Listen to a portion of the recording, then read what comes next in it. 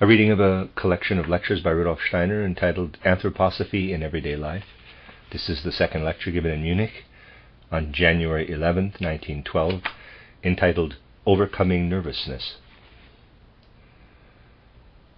The suggestions to be given today connect with much that we already know, but they can still be useful for one or another of us, and can even lead us into a more exact contemplation of the essence of the human being and of its connection with the world.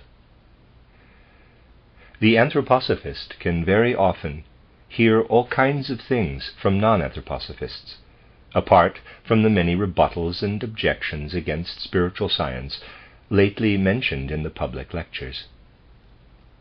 For example, both learned and unlearned people object over and over again to our speaking, in spiritual science, about the division of the whole human being into those four members that we always bring up: physical body, ether or life body, astral body, and the capital I.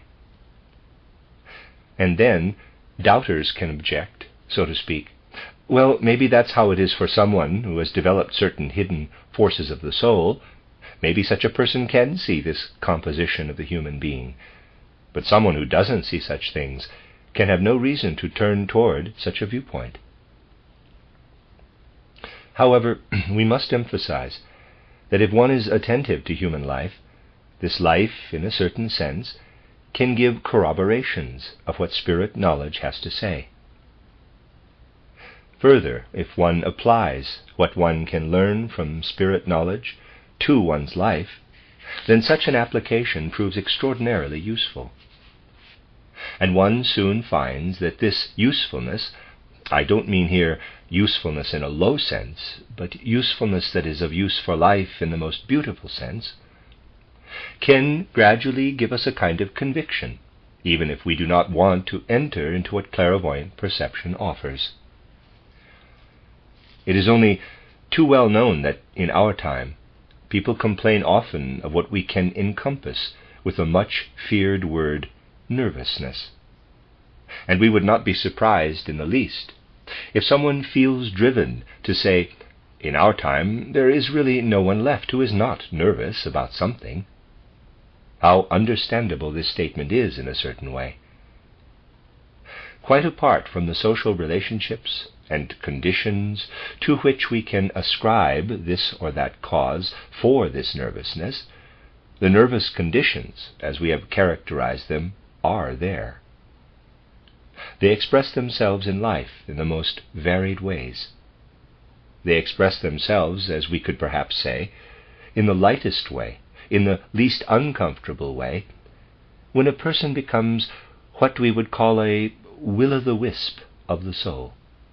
This is the name I would give to someone who is incapable of holding onto a thought properly and pursuing its consequences in a real way. Such people hop from one thought to another. If you want to hold them in one place, they have already long ago gone somewhere else. A hastiness of the soul life, this is often the lightest form of nervousness. Another kind of nervousness is that of people who don't know what to do with themselves. When things require a decision from them, they cannot decide, and never really know for sure what they should do in this or that situation. And then these conditions can lead on to other, already more serious cases, such that this nervousness lives itself out gradually, more and more in actual forms of disease, for which perhaps one can cite no organic cause. These forms of disease sometimes mimic organic diseases in a deceptive way, so that one could believe the person has, perhaps, a serious stomach ailment, but really suffers only from what one can sum up, even if trivially and without much meaning, under the word nervousness. And countless other conditions. Who among us is not familiar with them? Who does not suffer from them, either because we have them ourselves, or because others in our environment have them? One need not go so far as to speak about the great events of outer life as a, quote, public alcoholism, close quote, but people have spoken in recent days about that kind of nervous activity in public life as a kind of conduct that otherwise only expresses itself in an individual who has been infected somewhat by alcoholism. The word is appropriate for the way political affairs have been conducted in Europe over the last months.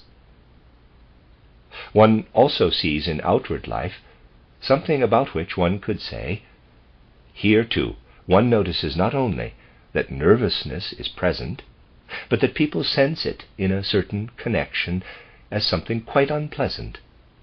Everywhere, then, something like nervousness is present.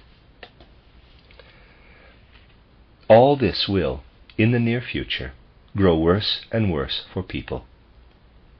If people remain as they are, then a good outlook for the future cannot by any means be offered.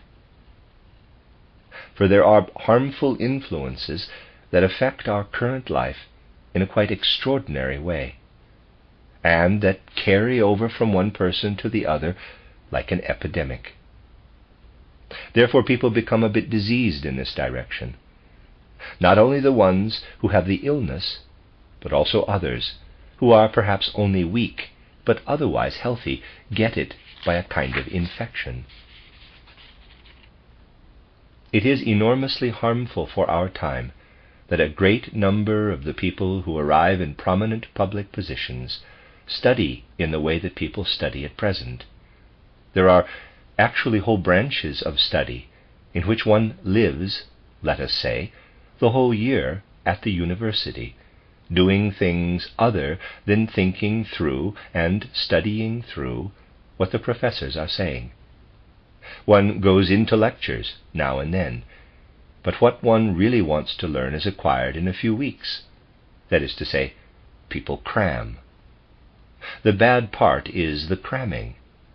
And since in a certain regard this cramming goes as far as to the lower grades, the ills that come from it are by no means inconsiderable.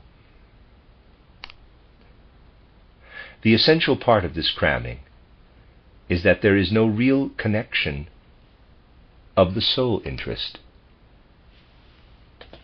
of the innermost kernel of being, with what one crams.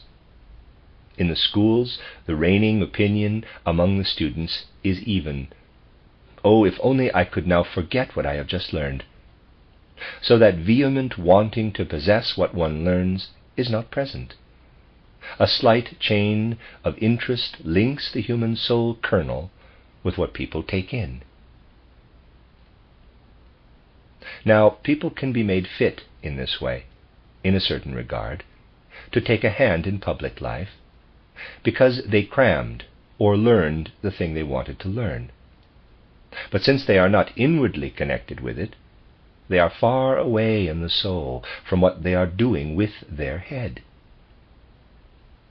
And for the whole human being, there is hardly anything worse than being far away in the soul, with one's heart, from what the head must perform. This not only goes against the nature of a finer, more sensitive person, but also influences the strength and energy of the human etheric body to the highest degree, precisely of the etheric body. The ether or life body becomes ever weaker from such activity, because of the slight connection that exists between the human soul kernel and what the person is doing. The more people have to do what does not interest them, the weaker that makes their ether body. Anthroposophy, if acquired in a healthy way, should do more than teach people that a human being consists of physical body, ether body, and so forth. Anthroposophy should also have the healthy effect of developing strongly these individual members within the human being. Now, if a person makes a very simple experiment, but repeats this experiment eagerly, then a triviality can actually work wonders. Forgive me if today I speak just of individual observations, of trivialities, but these can become very significant for the life of the human being. For, intimately connected with what I have just characterized, is the light forgetfulness that people sometimes show. Light forgetfulness is something unpleasant in life. Anthroposophy can, however, show us that this forgetfulness is damaging to health in the most eminent sense. And, strange as it may sound, it is true that many outbreaks of human nature that border on being very diseased would be avoided if people were less forgetful. Now you can say, they are forgetful. Indeed, who can say, as we realize, if we have an overview of life, that they are completely free of forgetfulness? Take a really trivial case. A person discovers that he is forgetful in that he never knows where he has put the things he uses. This is something that happens in life, isn't it? One person cannot find the cufflinks that he put down the evening before. Another can never find his pencil, and so on. It seems strange and banal to talk about these things, but they do happen in life. And precisely from observation of what we can learn in anthroposophy, there is a good exercise for gradually improving this condition of forgetfulness. Here is the very simple technique. Now let us assume a lady puts down, say, her brooch, or a man puts down his cufflinks somewhere in the evening. And when they cannot find these objects the next morning, they realize their tendency to forgetfulness. Now you could say, yes, certainly, and one can accustom oneself to always putting them down in the same place. That won't be possible for all objects. However, we do not want to speak at the moment of this particular means of curing oneself, but rather of a much more effective means. Namely, assume that a person who notices a tendency to forgetfulness immediately says inwardly, I now want to place the objects in very different spots, but I want never to place an object in a specific spot without also developing the thought when I put it down. I have placed this object in this spot. Then one tries to imprint in oneself an image of the surroundings. Let us assume we place a safety pin at the edge of a table at the corner.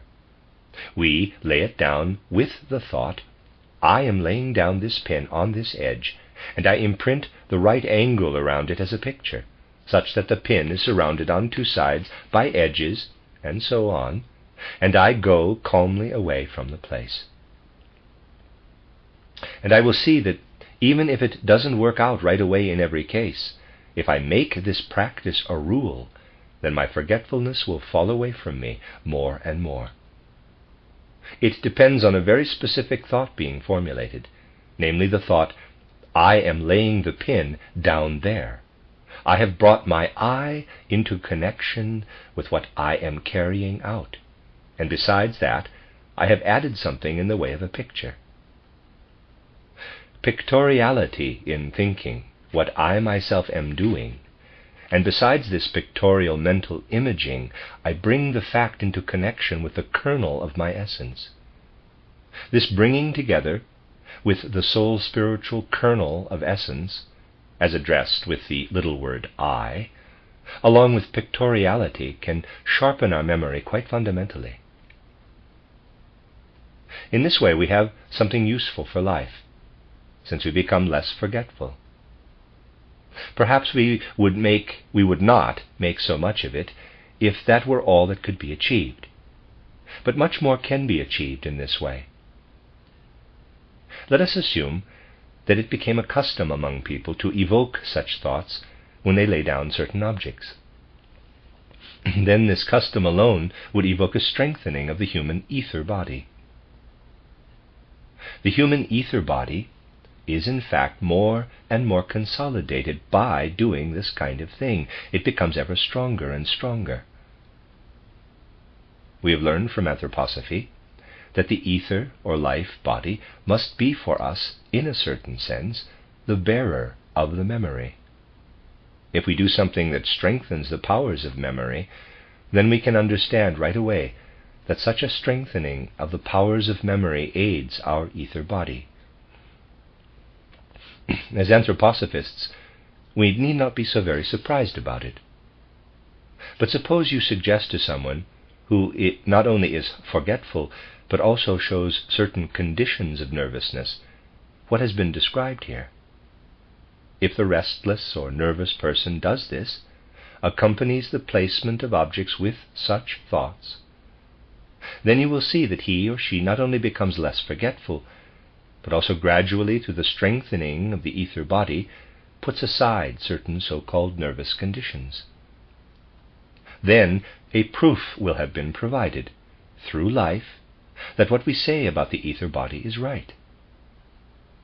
For if we behave in the corresponding way toward the ether body, it definitely shows that it assumes these forces. So what we say about it is correct. Life proves in such a case that this is extraordinarily important. Another matter, which once again can seem to be a triviality, but which is extraordinarily important. You know that what we call the physical body and the ether body border immediately on one another in the human being. The ether body is immediately contained within the physical. Now, today, you can make an observation that is not so very rare at all, an observation whose validity is not known to those people about whom we make the observation. When we make this observation and bear within us a healthy, compassionate soul, then we will have precisely compassion for these people we are observing. Have you seen, for example, people writing at the post office counter who make very peculiar movements before they begin to write a letter, before they begin to write a B, for instance? First they make some movements in the air and then begin. Or it need not even go so far, for this is already the indication of a serious condition. If people are forced through their jobs to do such things, it may merely go so far that the people, watch them sometime, have to give themselves a little jolt, so to speak, with each stroke, and in fact they write jaggedly, not going up and down evenly, but jaggedly. You can see it in the handwriting in this way. From spiritual scientific knowledge, we can understand such a condition in the following way. For a completely healthy human being, healthy in regard to the physical body and ether body, the ether body, which is directed by the astral body, must always be able to take absolute hold of the physical body, and the physical body must, everywhere, in all its movements, be able to become a servant of the ether body. If the physical body moves on its own, beyond what the soul can really want, that is, what the astral body can really want, then it is an unhealthy condition, a preponderance of the physical body over the etheric body. And in everyone who has the conditions just described, we once again have to do with a weakness of the etheric body, which consists in its no longer being able fully to control the physical body. This relationship of the etheric body to the physical body even lies occultly at the base of all conditions of cramping, which are fundamentally connected in that the etheric body exercises a lesser command over the physical body than it should exercise, so that the physical dominates and carries out all kinds of movements on its own. Meanwhile, the human being is healthy in relation to the fullness of its being only, Meanwhile, the human being is healthy in relation to the fullness of its being only if everything that it does is subordinate to the will of the astral body. Now here, again, there is a possibility, if this condition has not gained too much the upper hand, of helping people. Only one must reckon with the occult facts. One has to reckon with the need for the etheric body as such to be strengthened One must, to a certain extent, believe in the existence and effective capacity of the ether body. Suppose an unfortunate man has so ruined himself that he continually makes restless motions with his fingers before he begins to write this or that letter. Now, it will be good in all circumstances to advise the person, all right, take a vacation and write less for a while, and you will get better. But this advice is only a halfway advice. One could do much more if one also gave the person another suggestion, the second half of the advice. And try, without making a lot of effort, a quarter or a half hour every day are enough, try to take on a different handwriting, to change your writing style, so that you are required not to write mechanically, as you have up until now, but to pay attention. Whereas you used to write the F in that way, now write it steeper and in a quite different form, so that you must pay attention. Accustom yourself to painting the letters. If spiritual knowledge were more widespread, then when such a person came back from vacation and had acquired a new handwriting style, his superiors would not say, "What kind of nutty guy are you? You write completely differently." People would realize that this is a fundamental curative technique. For we are forced, when we change our writing in this way, to be attentive to what we are doing. And to be attentive to what we are doing always means to bring the innermost kernel of our being into intimate connection with the matter at hand. And everything in turn that brings the innermost kernel of our being into connection with what we do strengthens our ether body. In this way we become healthy human beings. It would be good to work on a certain strengthening of the ether body systematically in upbringing and in school, so that it occurs even in youth. Here, what anthroposophy suggests today will not be carried out for a long time, because the authorities in question will count anthroposophy as something strange for a long time, but it doesn't matter. Let us assume that in teaching children to write, we first teach them a certain style of writing, and then after a few years, we simply change the writing style without any other reason than to do so. Then the change in handwriting and the strengthening of the attention that would have to come about during the change would have an enormously strengthening influence on the developing ether body, and many of the nervous conditions people have would not come up. So you see that one can do something in life that strengthens the ether body, and this is of extraordinary importance. For it is precisely the weakness of the ether body that leads to the numerous, really unhealthy situations in the present time. It can even be said, and truly it is not saying too much, that certain forms of disease, which may very well be based in things about which nothing can be done, would run a very different course if the ether body were stronger than they run in the case of a weakened ether body, which is a standard feature of contemporary humanity. With this, we have pointed to something that can be referred to as working on the ether body. We apply certain things to the ether body. One cannot apply anything at all to something that isn't there, something that can be denied. By showing that it is useful to do certain things with the etheric body, and by being able to prove that these things have an effect, one is showing that something like the etheric body does exist. Everywhere life offers the appropriate proofs of what anthroposophy has to give us. Our etheric body can also grow fundamentally stronger if we do something else to improve our memory. Perhaps in another connection, this has already been mentioned here. But for all forms of disease in which nervousness plays a part, one should certainly take advice drawn from this area as well. That is, one can do an enormous amount to strengthen the etheric body if one remembers the things one knows, not only in the normal order one knows them, but also remembering them backward. Let us say that in school someone has to learn a string of rulers or battles or other events. They are learned according to the year in which they occurred.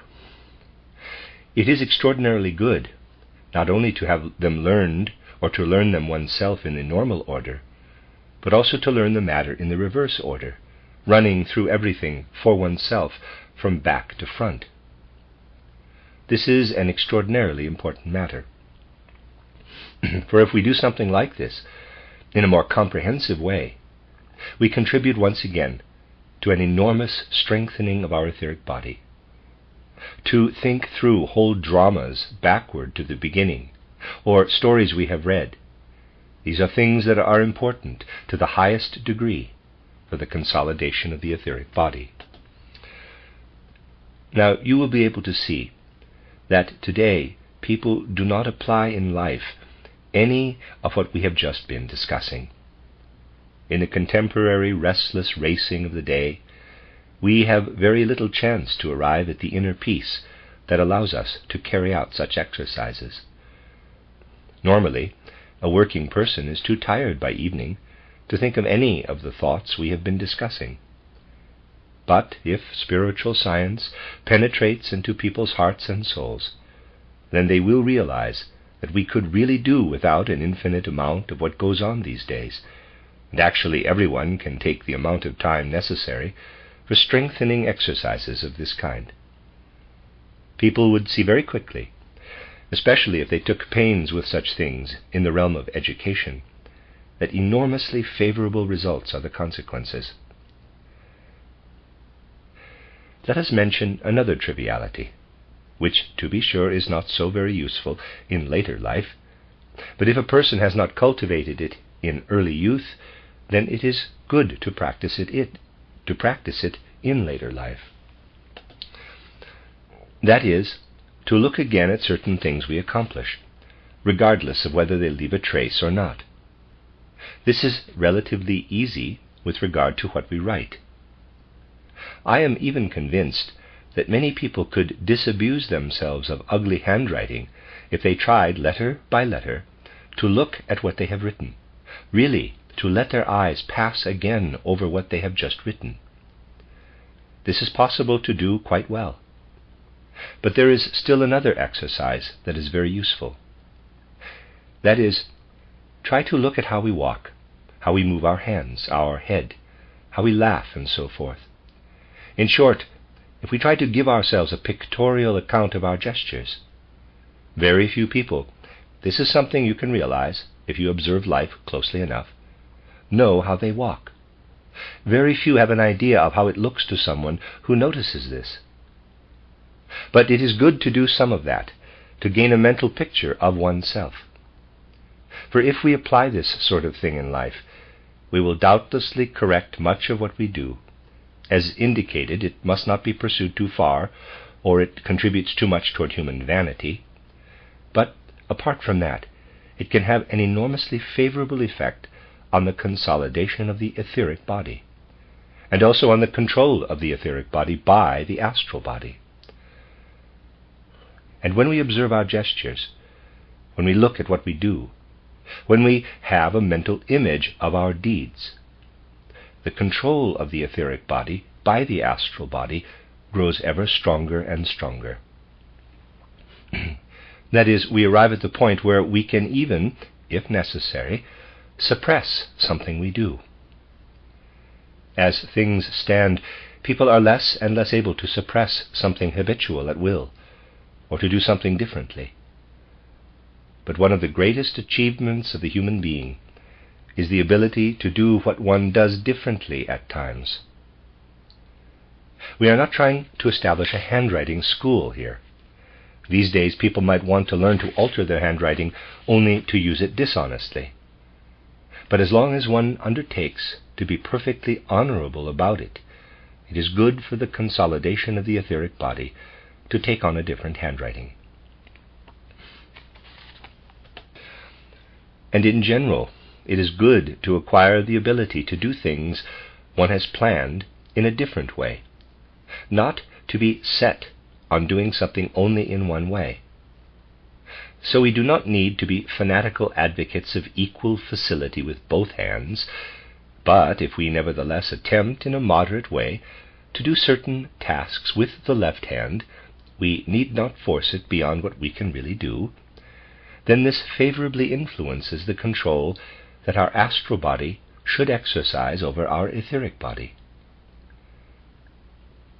Strengthening the human being in the way offered by spiritual scientific insight is something that should be brought to our culture through the spread of spiritual science. And in fact, this is something of great import. It could be called the cultivation of the will. Earlier, we emphasized that nervousness expresses itself precisely in the confusion people often feel today about how to set about doing what they really wish to do, or actually should wish to do. They draw back from carrying out what they have undertaken. They don't bring it off, and so on. This can be formulated as a certain weakness of the will, and it is caused by a lack of control of the astral body by the I, capital. There is always insufficient control of the astral body by the I when this kind of weakness of will appears. It is as if people simultaneously want something and don't want it, or at least don't manage to really carry out what they want. Many do not even manage to earnestly want what they want to want. Now, there is a simple means to strengthen the will for the outer life. The means is this: to suppress wishes that are doubtless there, not to act on them, if non-action on the wishes is not harmful and is possible.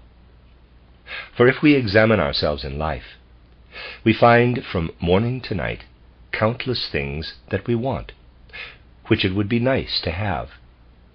But we also find many such wishes that we can forego without harming someone else and without neglecting our own responsibilities. Wishes whose satisfaction would give a certain pleasure, but which could also remain unsatisfied. If, then, one proceeds systematically, one can find among one's many wishes those of which it can be said, "No, now I will not fulfill that wish." This is not to be done in the wrong way, but only with something that leads to no harm, whose fulfillment would bring nothing but comfort, happiness, pleasure. If one systematically suppresses wishes of this kind, then every suppression of a kind of wish means an increase in strength of will, in the strength of the I over the astral body.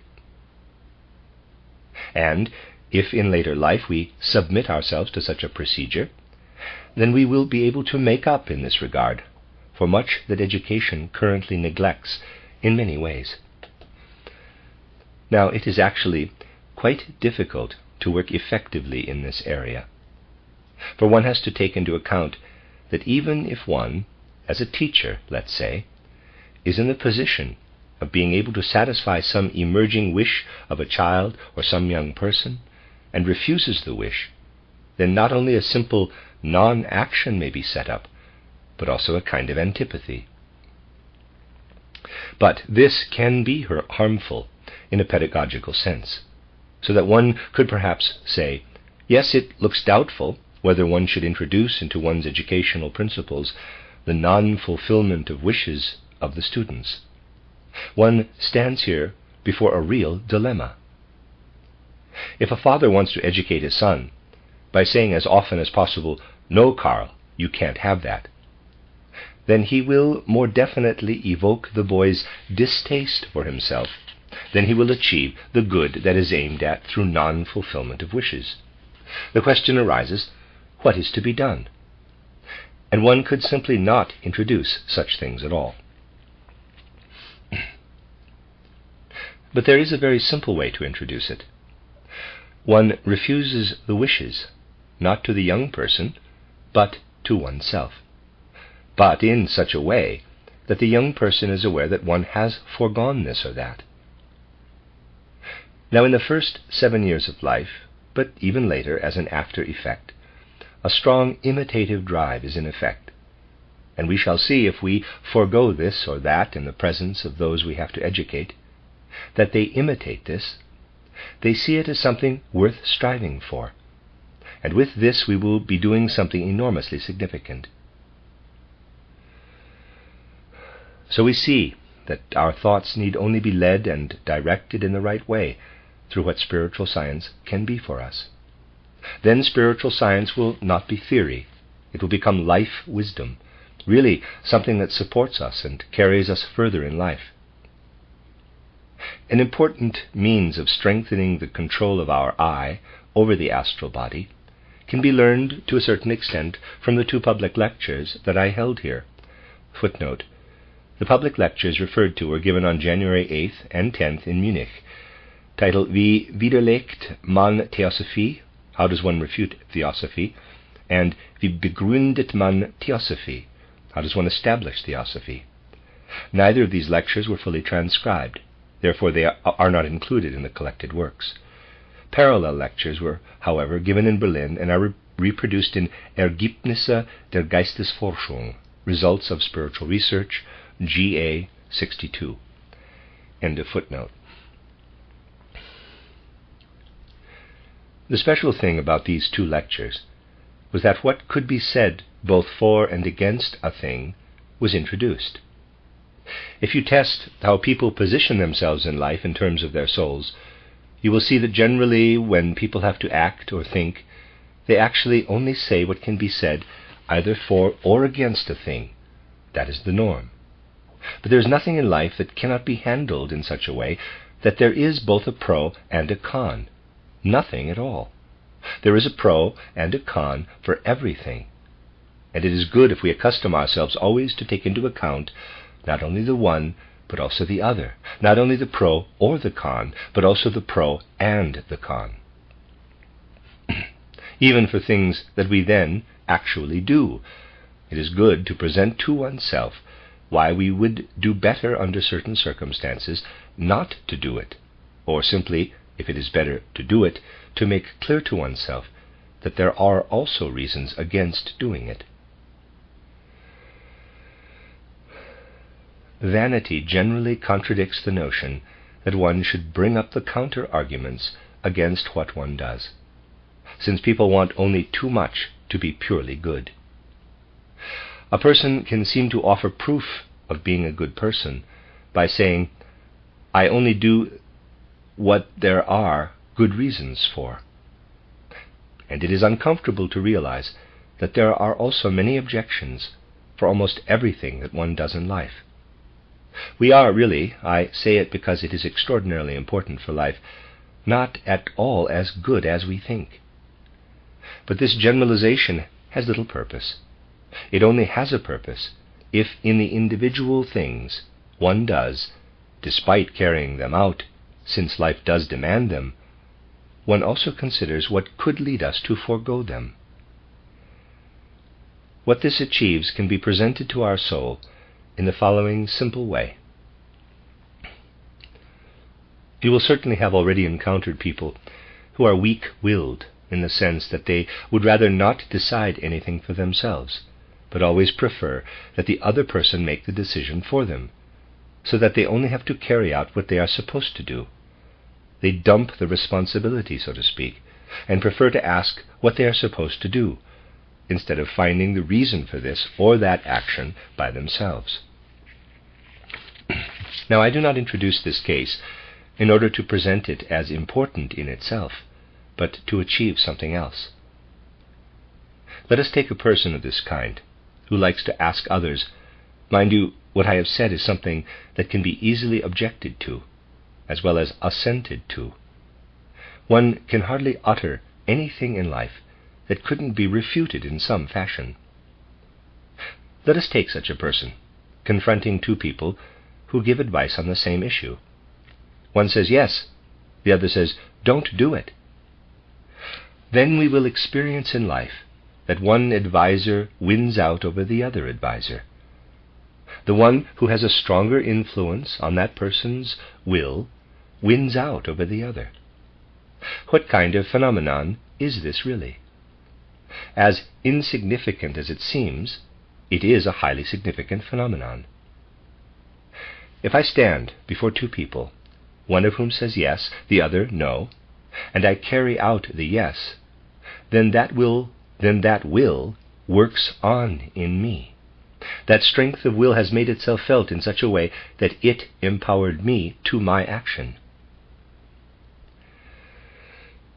One person's strength of will won out in me over the other person. The strength of that human being was victorious in me. Now, assume that I am not standing before two other people, one of whom says yes and the other no, but that I stand there quite alone and bring out for myself the yes or no in my own heart, and bring up the reasons for each one. No one else comes to me, but I myself bring up the reasons for and against the matter. That develops a strong power, but now it is within myself.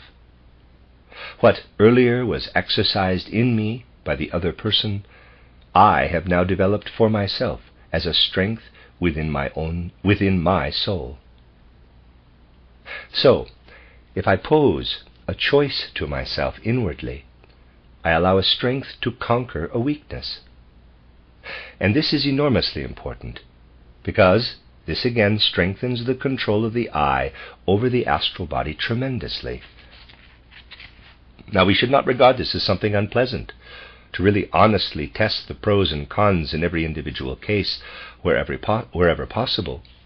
And if we attempt to carry out what we have been describing, we will then see that a great deal has been achieved toward the strengthening of the will. But the issue also has a shadow side, namely that instead of a strengthening of the will, a weakening can emerge. This occurs if, after evaluating the pros and cons for oneself, one then does not act under the influence of one or the other power, but rather does nothing at all, out of negligence, following neither the one way nor the other. It seems then that one has obeyed the no, but really one has simply been lazy. Consequently, it is a good idea not to proceed with the self-presentation of pros and cons when you are tired, nor in any way worn out, but only when you feel strong, so that you know, I am not worn out, I can really follow through with the reason for presenting the pros and cons to myself. So, care must be taken to allow these things to have an effect on the soul at the proper time. Among the things that strengthen the control of our I over our astral body, it is important to divert from our souls everything that in any way sets up a contradiction between us and our environment. Of course, it is not among the duties of the anthroposophist to forbid oneself justified criticism. If the criticism is appropriate, then naturally it would be a weakness to pretend that what is bad is good, for purely spiritual scientific reasons, so to speak. But we need not do anything of the kind. Still, we have to learn to distinguish between what we criticize for its own sake and what we find uncomfortable, irritating, because of its influence on our own personality. And the more we can accustom ourselves to make the judgment of our fellow humans independently of the way they stand in relation to ourselves, the better it is for the strengthening of our I in its control over the astral body. It is even good to impose on ourselves a certain renunciation, but not so as to be able to boast to ourselves that we are good people if we don't criticize our neighbors. Rather, to make ourselves strong, we should strive not to be distressed by things that we might find distressing only because they are unpleasant to ourselves. And precisely in the area of judging our neighbors, the task would be to apply negative judgments preferably where one doesn't come into the picture oneself in any way. We will soon see that although this looks easy as a theoretical proposition, it is extraordinarily difficult to practice in real life. It is good when, for example, you have been lied to by a person, to hold back your antipathy, the antipathy that comes from this or from his or her having lied to you. It is not a question of going to others and further purveying the story that has been told, but simply of holding back the feeling of antipathy from that person having lied to you. We can certainly use what we notice about people from one day to the next, the way their actions fit together, toward a judgment about them. If people talk one way at one time and another way at another time, then we need only compare what they do, and we have a very different basis for judging them than if we emphasize their behavior to ourselves. And this is important, that we allow things as such to speak for themselves, or that we understand people as such from their own actions, not judging from individual behaviors, but from how their actions fit together. And we will find that even with regard to someone whom we consider thoroughly despicable, thinking, quote, this person never does anything that would not conform to this concept, close quote, that even with such a person we find a great deal that does not fit in, that contradicts what he or she does. And one need not take into account at all the relationship toward oneself. One can disregard it and place people before one's soul in terms of their own conduct, if it is necessary to judge them at all. But it strengthens the eye if we consider that we could well give up most, perhaps 9/10 of the judgments we make. Perhaps 9/10 of the judgments we make. If one experienced only 1/10 of the judgments that one makes about the world, really only 1/10, that would be richly sufficient for life. It would not compromise our lives in any way, not even for ourselves, if we decided to forego the remaining 9/10 of the judgments that we so often make. It may appear that I have presented trivialities today, but considering such things is our task from time to time. For it can be shown how trivialities can have great effects, and how we must get hold of life by quite other means than we normally do, if we are to construct our life in a strong and healthy way. It is not always correct to say, quote, well, if people are sick, let them go to the drugstore, and there they will find what they need, close quote. It would be better for them to order their lives so that they are struck by illness less often, or that sicknesses become less oppressive. And this will be possible if through such trivial things as I have just presented, a person strengthens the influence of the eye over the astral body, of the astral body over the etheric body, and of the etheric body over the physical body. Self-education, as well as contribution to the education of others, are things that can proceed from our fundamental anthroposophical conviction. The end of Lecture 2.